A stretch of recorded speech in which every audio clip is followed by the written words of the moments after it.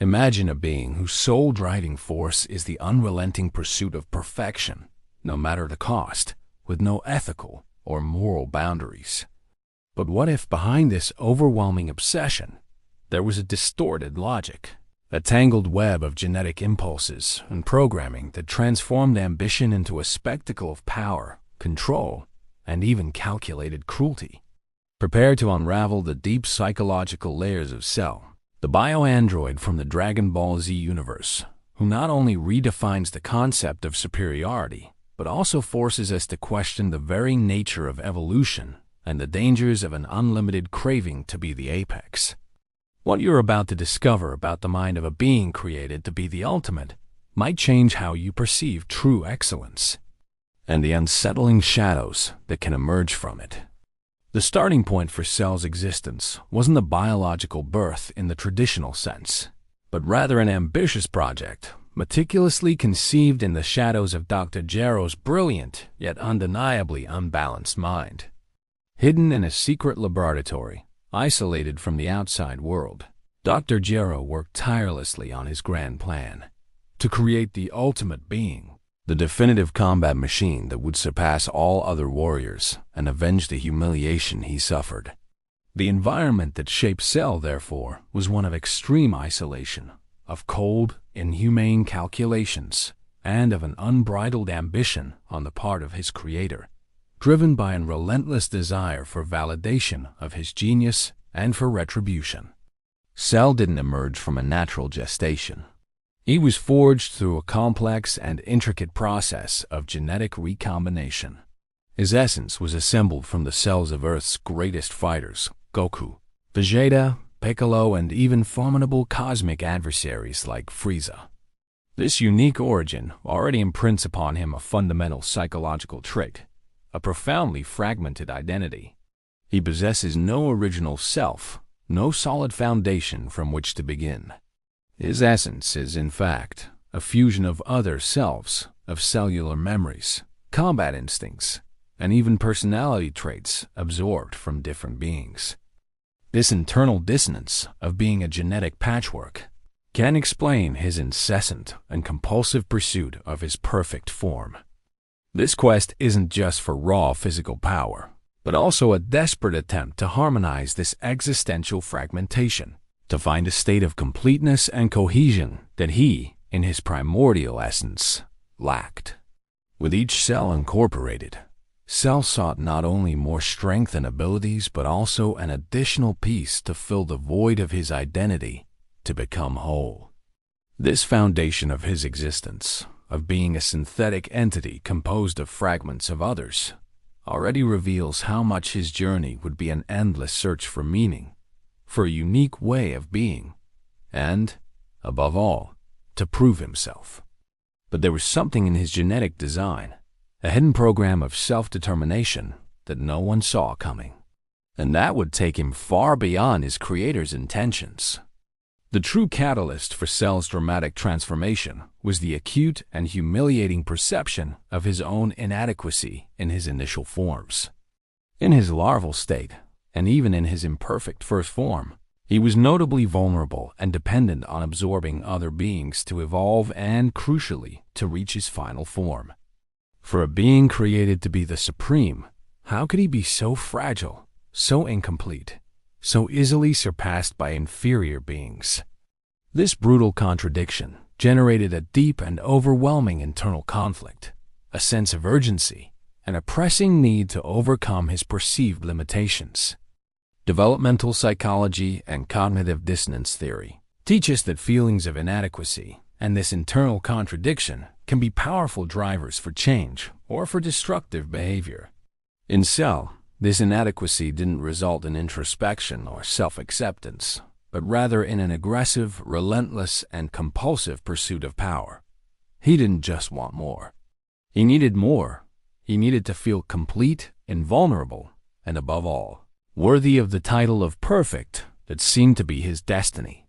His exterior began to radically change as he absorbed the vital energy of humans and, even more crucially and decisively, androids 17 and 18.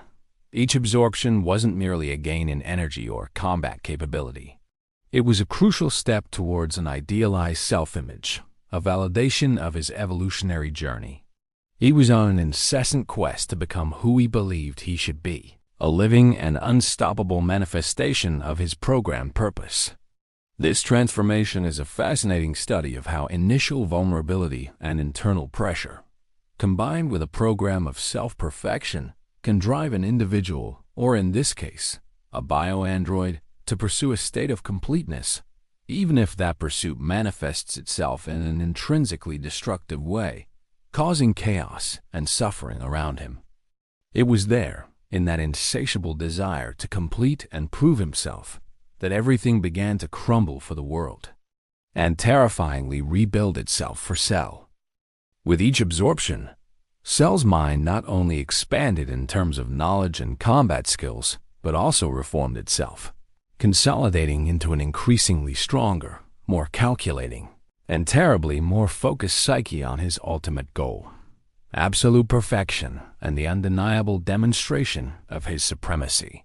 His words and actions in this phase reveal extreme narcissism, bordering on pathological megalomania, where his very existence is seen as the apex of universal evolution, the raison d'etre of all reality.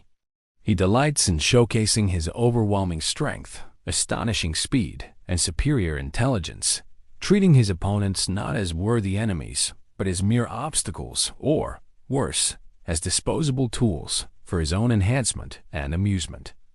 We can understand this crucial phase through the lens of motivation and self-efficacy psychology. The perceived self-efficacy, the unwavering belief in his own ability to achieve goals and succeed in any endeavor, is amplified with each victory, each successful absorption, reinforcing his destructive behavior and his absolute conviction that he is on the right path. For Cell, each incorporated cell and each overcome adversary was not just an addition of power, but an irrefutable confirmation of his inherent superiority and a decisive step in his grand genetic and evolutionary design. He saw himself with unshakable conviction as a living work of art, a being meticulously designed to surpass everything and everyone, the personification of genetic excellence. Analogously, like a machine learning algorithm that refines and optimizes its model with each new data input, Cell was constantly training himself, absorbing information, skills, and even personality traits from his genetic parents to be the ultimate warrior, the supreme predator. The complexity of his reasoning, his ability to learn, adapt, and plan in real time made him not only a physical threat but also a strategic and psychological one. He did not act on chaotic impulses, but by an intricate plan, aiming for a clear and unalterable objective.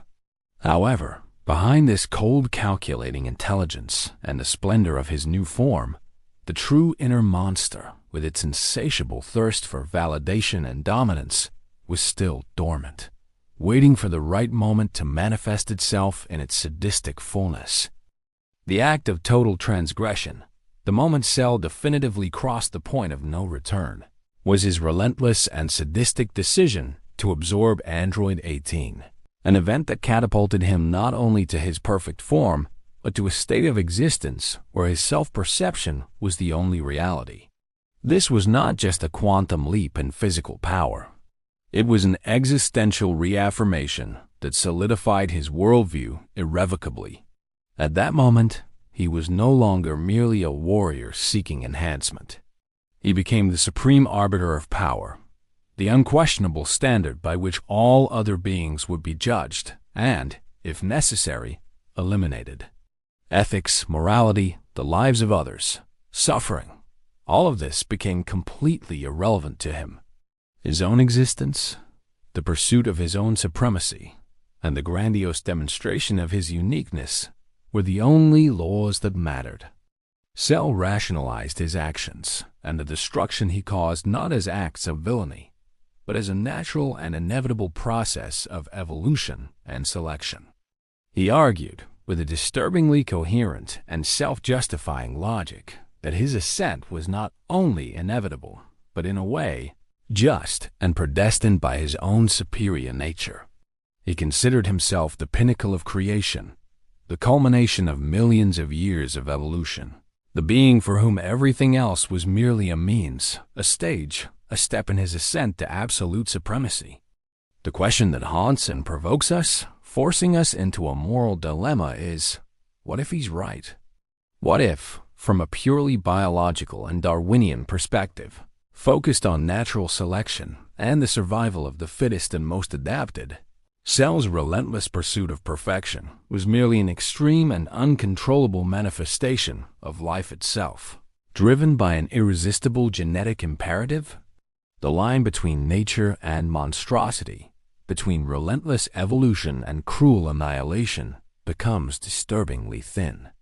This phase of Cell forces us to confront the dilemma that what is natural is not always good or ethical, and that the path to perfection can be paved with the ruin of others, a cost he was more than willing to pay. From this point on, there was no turning back for Cell, only the consolidation and execution of his philosophy of supreme power.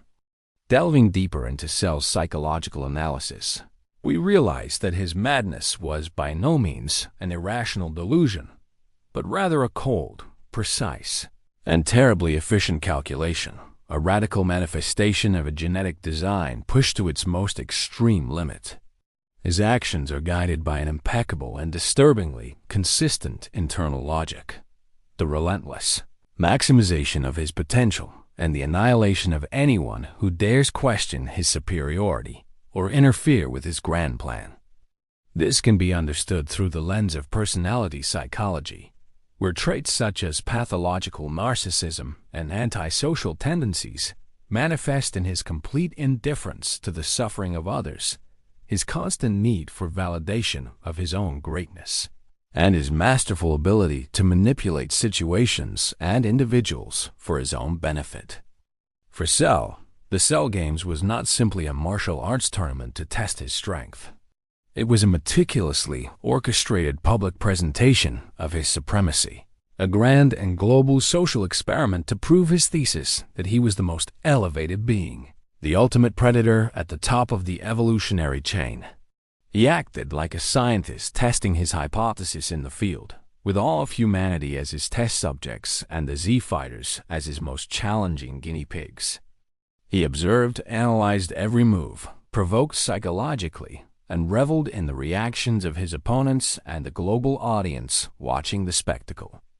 We can draw parallels with behavioral studies, where the unbridled pursuit of status and dominance leads to extreme actions, where empathy is suppressed in favor of the ultimate goal.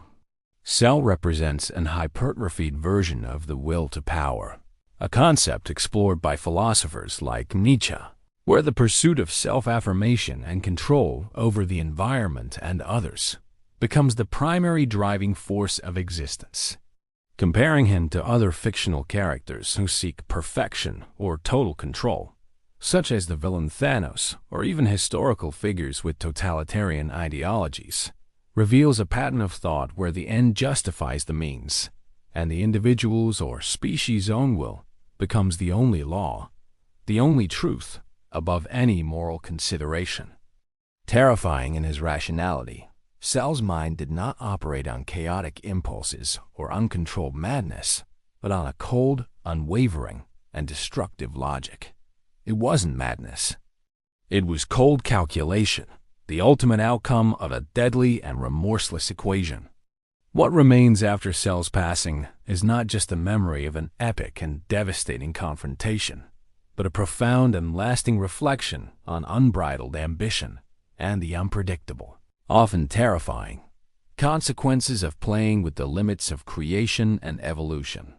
Although physically overcome through a combined effort and a monumental sacrifice, Cell's legacy shaped the Dragon Ball Z universe in profound ways, forcing the heroes to evolve, to surpass themselves, and to confront limits they never imagined they possessed. He left an indelible scar not only on the physical landscape, but also on the psyche of those who faced him and on the collective memory of the planet. His existence, his artificial origin, and his relentless pursuit of perfection raise a crucial philosophical and ethical question. To what extent can the pursuit of enhancement, whether genetic, technological, or personal, lead us down a path of no return, where the obsession with superiority nullifies empathy, compassion, and morality itself? Cell Saga forces us to confront the dilemma. Who are we to judge a being's quest for its own completeness, even if that quest implies devastating consequences and untold suffering for others? It's a question that echoes beyond the fictional universe, resonating in our own debates about bioethics and the advancement of science. This is a powerful meditation on the hybridity of nature, the fine line between natural and synthetic, and the capacity for creation that we possess for both good and ill. Modern society, with its biotechnological advancements, its pursuit of human optimization, and its constant search for innovation, can find in Cell a distorted mirror of its own ambitions and its own potential dangers.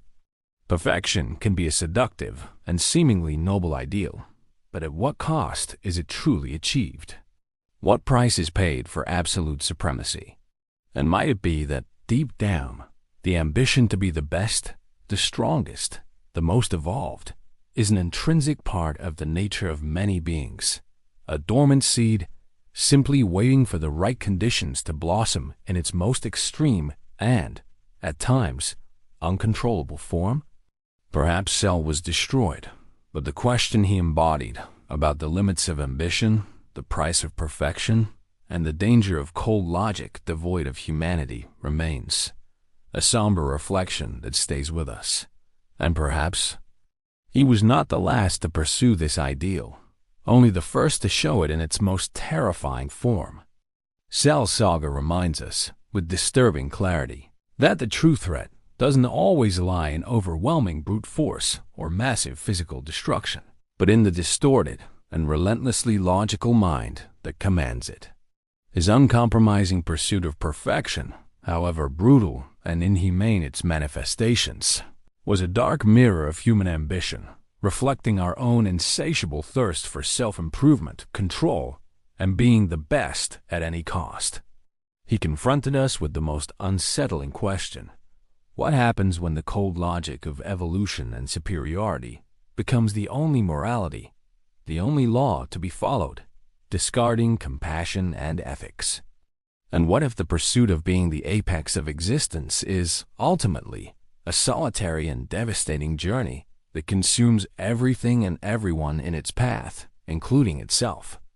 Cell's shadow remains, not as a physical being, but as a disturbing question that echoes in our own quest for progress and power.